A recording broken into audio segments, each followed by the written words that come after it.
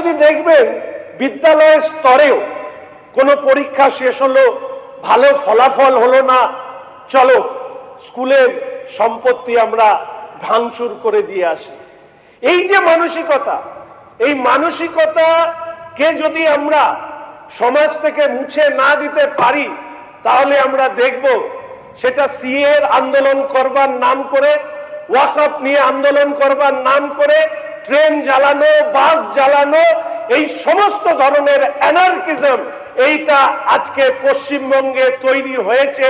আর সেই অ্যানার্কিজমকে রোকবার জন্য সরকারি সম্পত্তি যা ট্যাক্স পেয়ারদের টাকায় আমাদের সারা দেশ বা আমাদের রাজ্যে আমরা গড়ে তুলি, তাকে ধ্বংস করবার অধিকার কেউ দেয়নি। ফলে স্বাভাবিকভাবে একবার প্রশ্ন করে দেখা দরকার সেই সমস্ত মানুষদের কাছে যারা সাধারণভাবে, আমরা মোথাবাড়িতে দেখেছি, আমরা মালদায় দেখেছি, আমরা বিভিন্ন স্থানে দেখেছি যে নির্বিচারে এক শ্রেণীর মানুষ তারা সরকারি সম্পত্তি, সাধারণ মানুষের সম্পত্তি তারা লুটতরাজ করেছে। এবং তারা এটা ভেবেই নিয়েছিল, ধরেই নিয়েছিল যে যাই করি না কেন ওই তো সরকারি সম্পত্তি, আমাদেরকে, আমরা তো ধরাছোঁয়ার বাইরে থেকে যাব।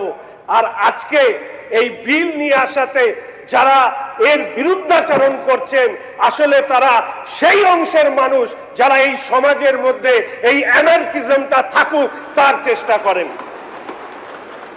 আমাদের রাজ্য স্বামী বিবেকানন্দের পুণ্যভূমি, আমাদের রাজ্য নেতাজি সুভাষচন্দ্রের শৌর্যে আমাদের রাজ্য আলোকিত, আমার দেশ আলোকিত।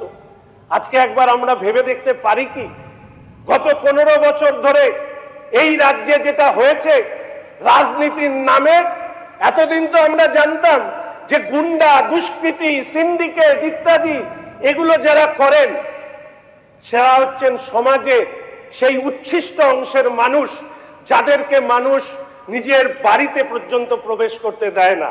আর আমরা এই রাজ্যে নতুন একটি শব্দের আমদানি দেখলাম। এই রাজ্যে যারা শাসক, সেই শাসক আসলে এই রাজ্যের অভ্যন্তরে পার্টি ইন পাওয়ার, তারা হলো সেই পলিটিক্যাল গুন্ডা যাদের নাম কোথাও কারো শাহজাহান, কোথাও কারো নাম জাহাঙ্গীর। তারা আজকে পশ্চিমবঙ্গের মানুষ, পশ্চিমবঙ্গের সমাজকে ডিক্টেট করবার চেষ্টা করেছেন রাজ্যের ক্ষমতার অংশ হিসাবে। আর সেই ডিক্টেটেশনের যে সেই শেষ করবার উদ্দেশ্য নিয়ে আজকে এই বিল আমাদের এখানে পেশ করা হয়েছে।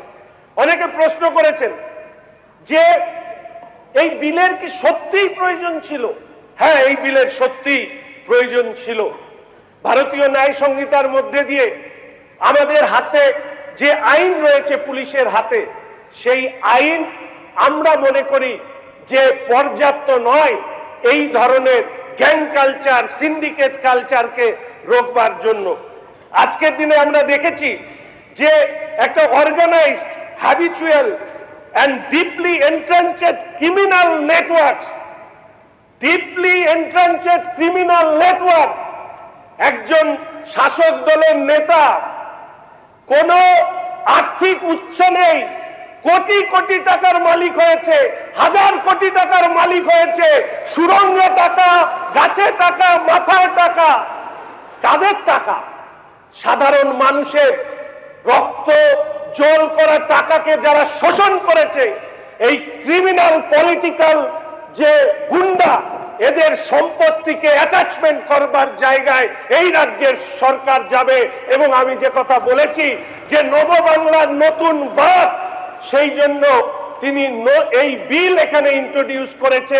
আগামী দিনে যারা সাধারণ গরিব মানুষের টাকা শোষণ করবার চেষ্টা করবেন, রাষ্ট্রযন্ত্রকে ব্যবহার করে তাদেরকে যে শাস্তি দেওয়া প্রয়োজন সেই শাস্তি দেওয়াকে সুনিশ্চিত করবার জন্য আজকে এই বিল নিয়ে আসা হয়েছে। আমরা বলবার সময় এমন ভাবে বলা হচ্ছে যেন পশ্চিমবঙ্গেই এই বিল প্রথম নিয়ে আসা হয়েছে। অরূপবাবু বলবার সময় বলেছেন যে শুধু পশ্চিমবঙ্গ নয়, এর আগেই অনেকগুলো রাজ্যে এই বিল নিয়ে আসা হয়েছে। Uttar Pradesh gangster anti social activities prevention act, গুজরাটে Gujarat prevention of anti social activities act 1985, Kerala anti social activities prevention act 2007, Rajasthan prevention of anti social activities act 2006। তাহলে এতগুলো রাজ্যে ইতিমধ্যেই গুন্ডা দমন করবার জন্য এই আইন রয়েছে। ফলে পশ্চিমবঙ্গের ক্ষেত্রে এটা এতদিন না আসার কারণে এর আগে যারা বিধানসভা ভাঙচুর করবার পরেও একেবারে গর্বিত চিত্তে যারা ঘুরে বেড়াতেন, আজকে এই পশ্চিমবঙ্গের মাটিতে কারো কোনো যদি ইচ্ছা পর্যন্ত থাকে সরকারি সম্পত্তি ভাঙচুর করবার, তাহলে তারা তার দিকে চোখ তুলে তাকাতে পারবে না। এই প্রাবধান এই বিলের মধ্যে দিয়ে আমরা নিয়ে আসতে চেয়েছি। এবিপি আনন্দ, এগিয়ে থাকে, এগিয়ে রাখে।